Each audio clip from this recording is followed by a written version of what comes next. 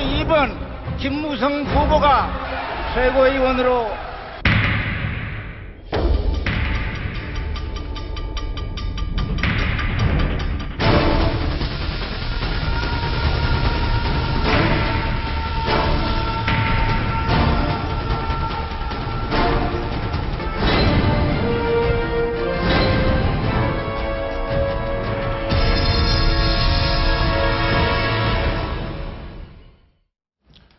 어제 선출된 김무성 대표를 비롯한 새누리당 지도부가 오늘 박근혜 대통령과 오찬을 함께했습니다.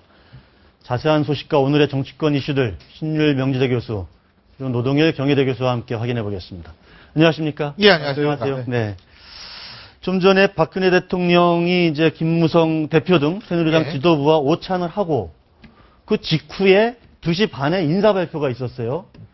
예. 교육부총리의 황우여 전 예, 대표죠. 사회부총리죠. 예. 사회부총리 겸 교육인적자원부 장관. 예.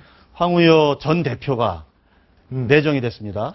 예, 어떻게 보십니까? 저는 사실 이것이 모든 것이 연결되어 있다고 봅니다. 예. 그러니까 사실 아까도 큰 표 차이로 이제 이겼다고 말씀을 하셨는데 실제로 김무성 신임 대표하고 서청원 전 대표하고 큰 표 차이가 난 거거든요. 그렇죠. 8.2% 예, 차이가 그 정도는 굉장히 큰 차이고, 예. 14,000표 이상 차이가 나는 건데, 그 조짐이 사실 정의와 국회의장의 당선부터 거슬러 올라가거든요. 예. 그러니까 정의와 국회의장이, 국회의장 후보로 당내에서 당선됐을 때, 그때도 굉장히 큰 이변이요. 그때도 굉장히 큰 표 차이죠. 황우여 당시. 101표인가 얻었죠. 맞습니다. 정유아 네. 의장이. 그, 근데 이제 이쪽은 40표 정도밖에 못 얻어요. 그렇죠. 굉장히 큰 예. 표 차였었는데, 자, 그때부터 비박, 구친이라고 불릴 수 있는 비박들이 약진을 했는데, 자, 근데 이걸 한번 주목해 보십시오.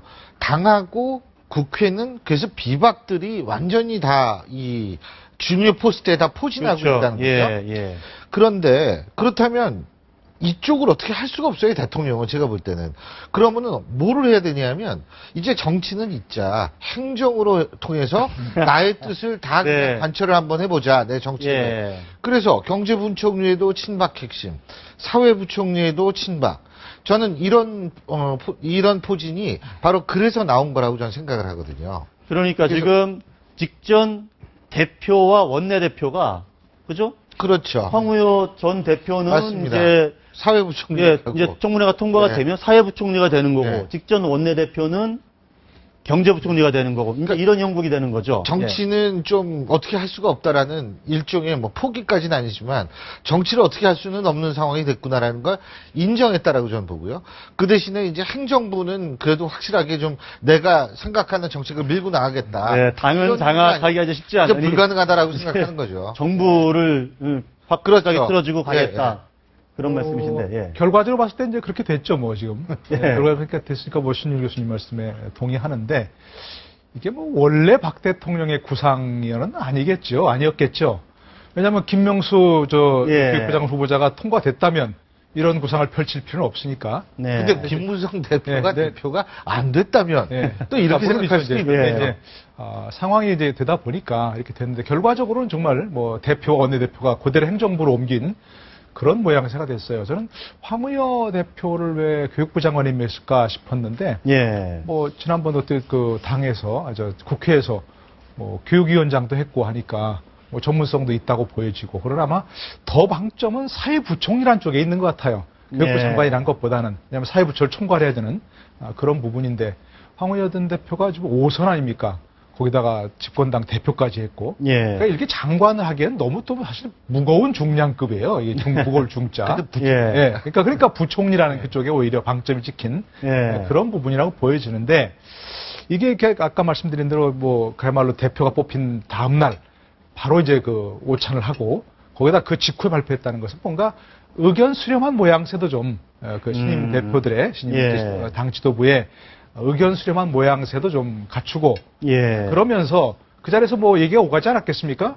현재 문제가 되고 있는 장관 후보자들에 대한 어떤 의견도 일종의 청취하는 모양새도 갖추고, 그리고 바로 2기 내각과 동시에 이제 새로운 지도부가 출범한다. 이런 뭔가 좀 모양새를 갖추기 위해서 했다고 보여지는데, 예. 일단은 제가 보기엔 좀 우려되는 부분이 있어요. 왜냐하면 우리나라는 어쨌든 내각 책임제적 요소가 있긴 있지만 대통령제 아니겠습니까? 그런데 현직 의원들을 그대로 이 경제부총리, 사회부총리 특히 뭐 다 강조하시지만 친박 핵심이라는 그런 인사들을 이렇게 그 행정부에 그대로 포진시켰다고 하는 것은 네. 결국 대통령의 눈치를 장관들이 볼 수밖에 없지 않느냐. 그런 데다가 의원들이 이렇게 앞으로 나도 장관 한번 하려면 뭔가 좀 그 대통령 눈에 좀 들어야 할 텐데 네. 이런 식의 생각들을 많이 할 부분들이 있어서 사실은 저는 원래부터 의원들을 그대로 현직 의원들을 장관으로 이렇게 해서 기용하는 것은 좀 반대하는 의견이었거든요. 아. 그런 면에서 좀 우려되는 부분이 있습니다. 일각에서는 뭐 의원들을 데려다 써야 된다. 책임 정치를 위해서, 책임 행정을 위해서 이제 그런 말도 하는데 저도 교수님 반대 의견이신. 네. 교수님 말씀에 동감을 합니다. 아. 노무현 정권은 한술 더 떠가지고 국무총리를 대부분 다 의원 출신을 의원들 썼잖아요. 그래가지고 제가 이렇게 보면 이해찬 의원 뭐 이런. 상대적으로 예. 보수 정권이, 그러니까 이명박 정권이나 박근혜 정권이 상대적으로 의원들 장관 빼다 쓰기는 상대적으로 덜한 그랬죠. 편이에요. 예, 예. 그건 수치적으로 드러나거든요. 바람직한 거는 아닌데, 근데 제가 아까도 말씀드렸지만, 상황이 그렇게 된 거, 그리고 정치인들 하면은 뭐 청문회 봐준다, 뭐, 그래서 100%다, 이런 얘기를 많이 하잖아요. 근데 저는 사실 그렇게 생각 안 합니다. 그러니까 봐주는 거 뭐 있을 수도 있겠지만, 이 공인으로 오래 생활하는 분들은 자기 관리를 그래도 좀 해요. 예? 그런 점도 있다. 예. 네. 그래서 저는 사실 그런 면에 있어서 안전하다고 생각할 확률도 있고. 공인 뭐 국회의원 경찰- 되기 전에 여러 가지 무슨 뭐 저 전과가 있는 분들도 많고 뭐 그렇잖아요. 뭐 따지고 보면 또 그렇죠. 몇십 년 전까지 다 나오잖아요, 요새는. 다 나오니까. 30년 지금, 전에 예. 예. 그런데 이제 이렇게 콕 찍어서 교육부 장관 이제 김명수 후보자만 지명처리를 했고 황우여 전 대표를 이제 임명을 했단 말이에요. 그러면 정성근 후보자에게 논란이 되고 있는 정성근 지금 저 황우여 교육부 장관 내정자가 지금 국회의원회에서 기자회견을 하고 있는데 다시는 이러한 일이 일어나지 않도록 예, 뭐 한 달 전만 해도 국회의장 경선에서 떨어지면서 좀 상당히 낙담을 했었는데 다시 또 사회부총리로 예. 내정이 돼서 근데 뭐 그렇게 표정이 아주 밝은 듯한 표정은 아닌 것 같고요. 네, 약간 뭐랄까 좀 막 아직까지 풀지 중한 책임감을 느낀다 뭐 이런 말씀을 풀어드리는 모습도 좀 비춰지는 것 같은데요. 네. 그런데 그러면 정성근 문화체육관광부 장관 후보자는 계속 지명을 하겠다 이런 의지로 봐야겠죠? 저는 아니라고 봅니다. 아니다. 730 재보선이 끝날 때까지 일단은 네. 보류하는 식으로, 그리고 이제 본인을 위해서라도 노력하는 모습을 일단 보였다가 예. 730 재보선 끝날 때까지 좀 기다렸다가 재보선의 결과를 보고서 제가 뭐 누구라고는 얘기 못 하겠는데 예. 거기에서 상당히 노력을 그동안 했던 사람들한테 보상은 아니지만 거기에서 자리를 배려해 준다기보다 하여간 믿을 수 있는 사람과 같이 일할 수 있는 기회를 한 번 더 가지려고 하는 그거 만약 잘 안 됐을 경우에 저는 그럴 가능성도 있기 때문에요. 저는 그 정성근 후보자를 데리고 간다라는 생각은 하지 않습니다. 근데 저 지금 말씀드리니까 뭐 누구라고 말씀하시는 게 아니라 뭐 이정현 뭐 그 전 홍보수 그분이 저는 당선될 수 있다고 생각하는 사람이에요. 아니 그러니까 예. 그런 염두에 두신 것 같아요. 저는 일단 논리적으로는 예. 지금 현재 예. 청문 요청서가 보고서가 채택되지 않은 세 사람이 있는데 그 중에 한 사람은 지명 처리를 했고 예. 두 명에 대해서는 뭐 보고서를 다시 요청했고 이런 부분은 논리적으로는 임명하겠다는 그런 어떤 그러니까 왜냐면 오늘 재요청을 했거든요. 그러니까요. 그래서 오늘 밤 12시까지 보내달라고 해라. 했고 그러니까 예. 그리고 만약에 예를 들자면 정성근 후보자를 제고하겠다 예. 싶었으면 저는 청문 요청서 안 하고 기다렸어야 되는 거지.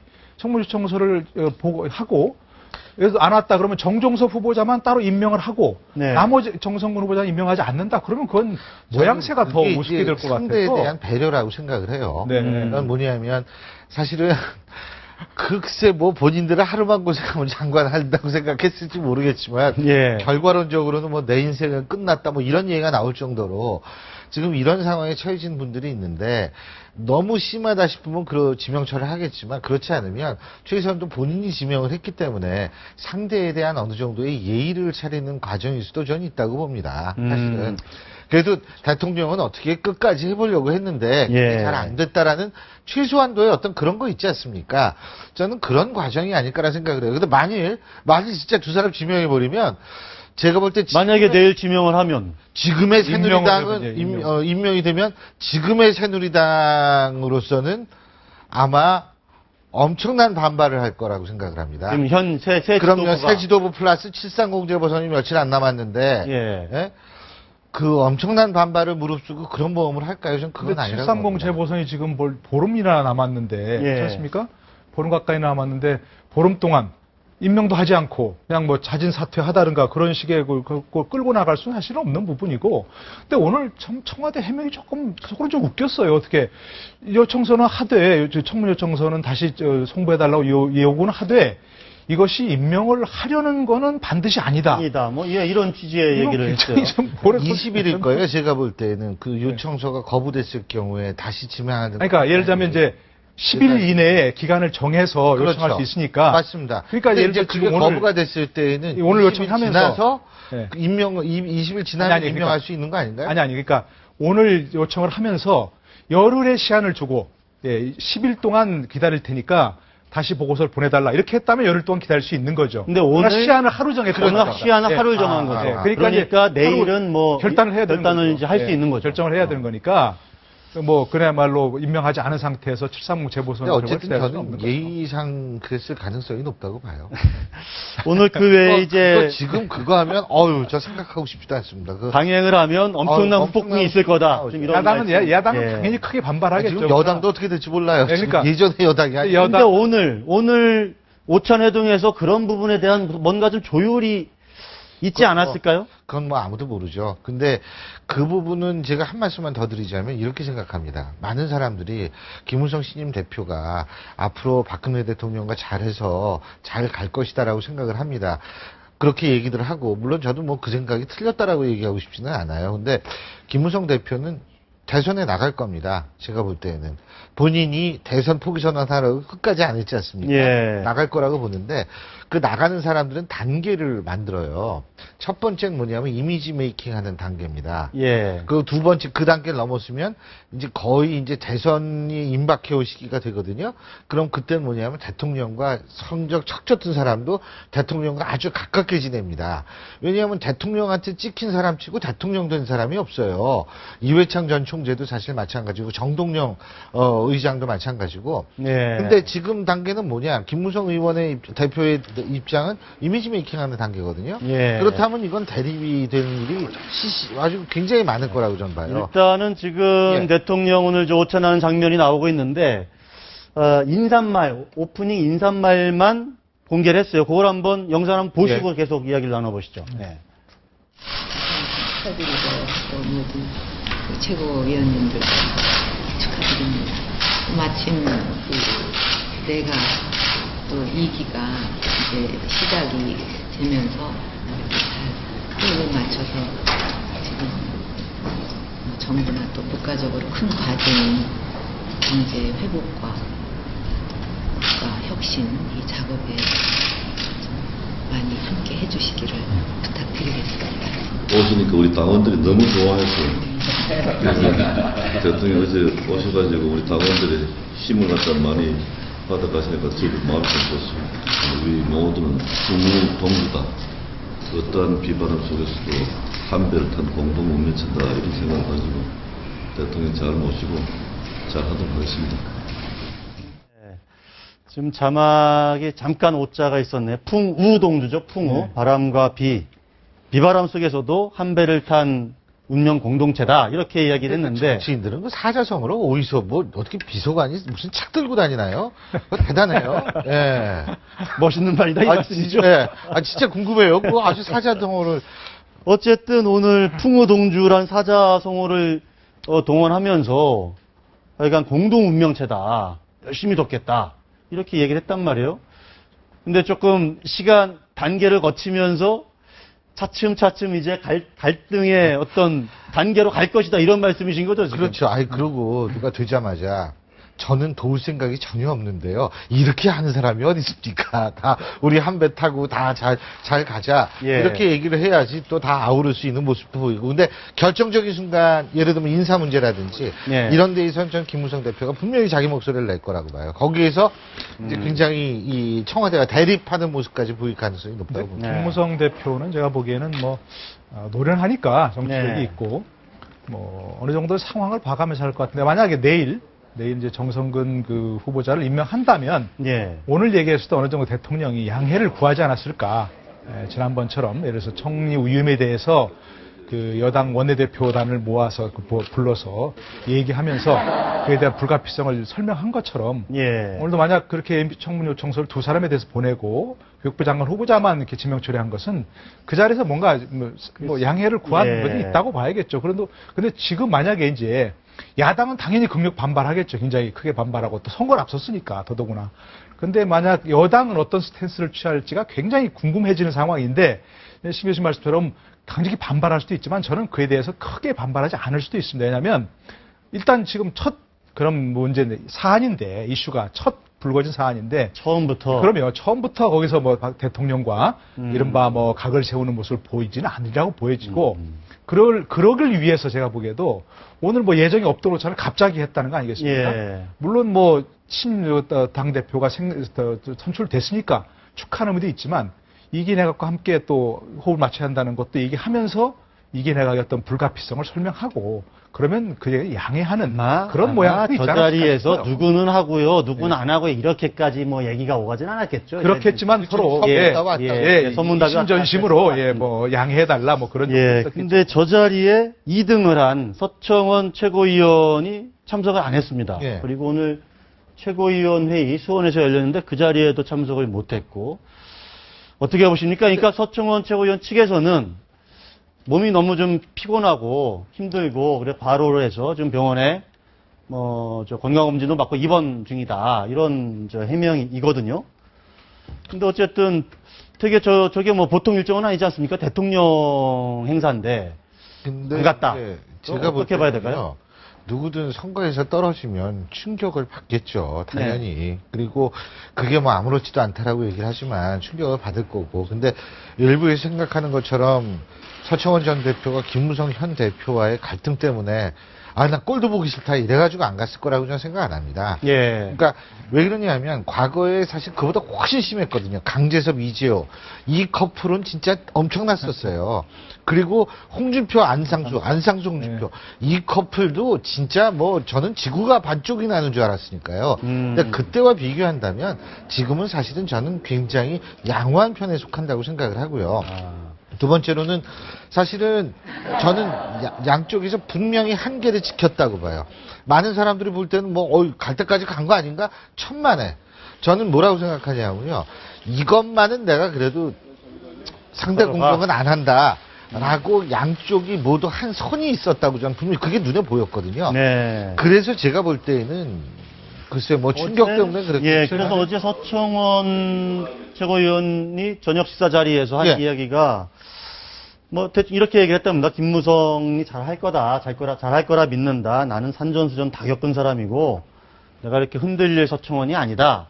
이런 취지의 이야기를 했다고 합니다. 캠프 해단식은 아니고 이제 캠프 관계자들하고 이제 저녁을 먹으면서. 예. 근데 오늘 뭐 글쎄요, 뭐 과로하고 힘들어서 못 갔다는데 대표였으면 당연히 갔겠죠. 아무리 과로하고 아무리 힘들었어도. 이기면은 또 엔돌핀이 돌잖아요. 그러니까 단순히 뭐 아드레날린이 예. 솟아나느냐 그 문제보다는 예. 제가 보기에는 뭐 어떻든 앙금이 남았다고 봅니다. 남았다고 보고 과거 이제 뭐 그런 한나라당 대표와 2등한 최고위원이 갈등 관계가 갈등이 계속 이어져 있었죠. 예. 근데 제가 뭐 저도 말씀하신 것처럼 별로 노련한 선수들 아닙니까 이른바. 그런데 그걸 옛날 그런 커플들처럼 그런 관계처럼 뭐 삐거덕거리는 세월이를 아주 사람들 들릴 정도로 내고 서로 면전에서 뭐 얼굴 붉히는 그런 정도의 그 정치력이 없는 사람들은 아니라고 봅니다. 네. 문제는 예를 들어서 인사 문제 같은 거 가지고 김무성 그 대표가 뭔가 정말 본인의 어떤 할 말을 하는 입장에서 얘기를 하겠다고 하면 서청원이 또 가만히 있겠느냐 그러면서 이거는 뭐 내 제동을 걸 수도 있겠고 겉으로 드러나지 않지만 네. 내연하는 그런 관계가 분명히 있을 거라고 그래요. 보여요. 지금 말씀하시는 네. 생각이 나는데 이게 졌다라는 문제뿐만이 아니고 지금 구도를 보면은 사실은 7대 2의 구도예요. 그렇죠. 네. 이 그렇죠. 최고위원, 지도부 구성이. 지도부 구성 예. 7대 2인데 사실 서청원 전 대표의 입장에서 볼 때도 앞이 막막할 거라고요. 그거 뭐 큰 소리 하면 자기가 얘기 좀 하려고 그래도 돌아보면 한 사람밖에 없고 이러면 이게 뭐 그러니까 그것도 상당히 미래가 걱정될 수도 있다라는 생각이 듭니다. 일단은 조금 더 지켜보면서 우리 김무성 대표와 서청원 최고위원 네, 관계도 유심히 좀 잘 살펴봐야 될 것 같습니다. 오늘 말씀 잘 들었습니다. 네. 고맙습니다.